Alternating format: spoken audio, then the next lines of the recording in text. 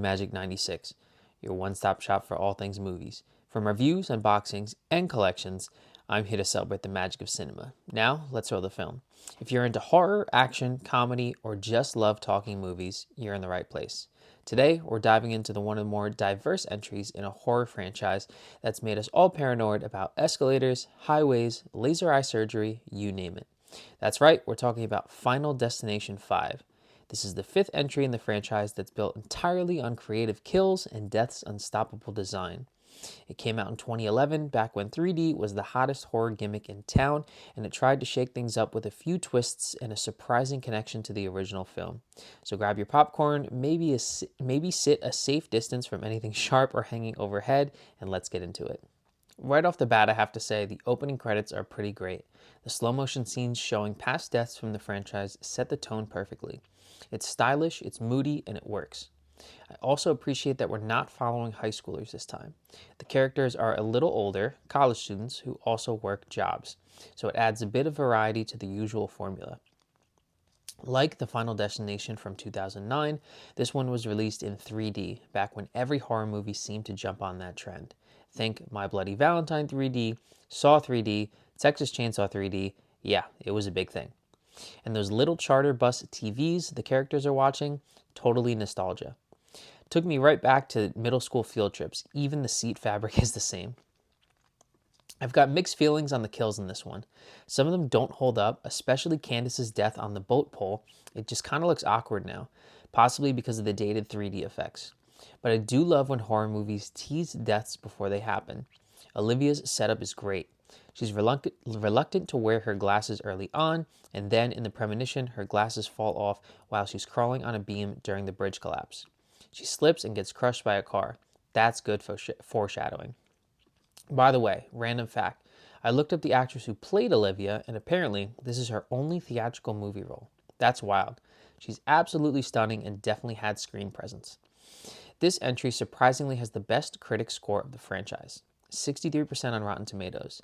The original still holds the highest audience score at 68%. The bridge collapse in the opening premonition, chilling. That's a real fear people have. Honestly, if I ever had a death premonition, it would probably involve being trapped in a car underwater. Pure nightmare fuel. Tony Todd is back as Bloodworth, finally. He's always been a highlight in the franchise, and then there's David Koechner, which was unexpected. I mostly know him from comedies like Anchorman, Talladega Nights, The Dukes of Hazzard, and Balls of Fury. Still trying to forget that one. Nicholas D'Augusto, the lead, I remembered from Fired Up, and Arlene Escarpata, he played Lawrence in the 2009 Friday the 13th. Plus, PJ Byrne shows up, who later went on to be in The Wolf of Wall Street. That's a solid glow up. Character-wise, they actually managed to add more depth this time around.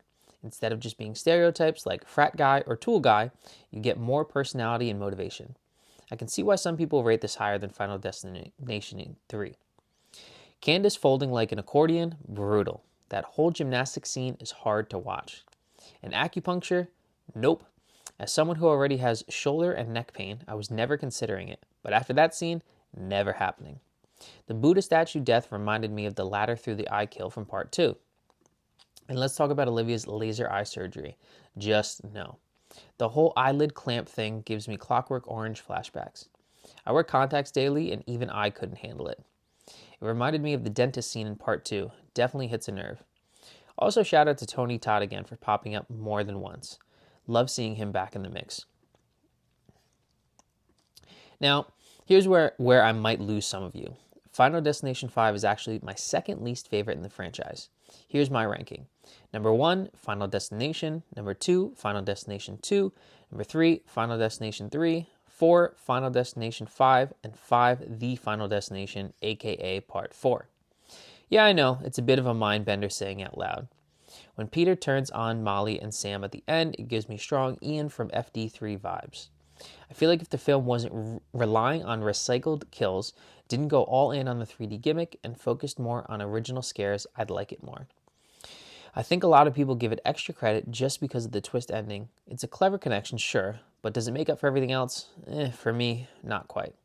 So for that reason, I'm giving Final Destination 5 a 3 out of 5. What did you think of Final Destination 5? And as always, if you enjoyed this video, don't forget to like, comment, and subscribe. Also, check me out on Instagram at MovieMagic1996. Thank you so much for everything, and go watch a movie today.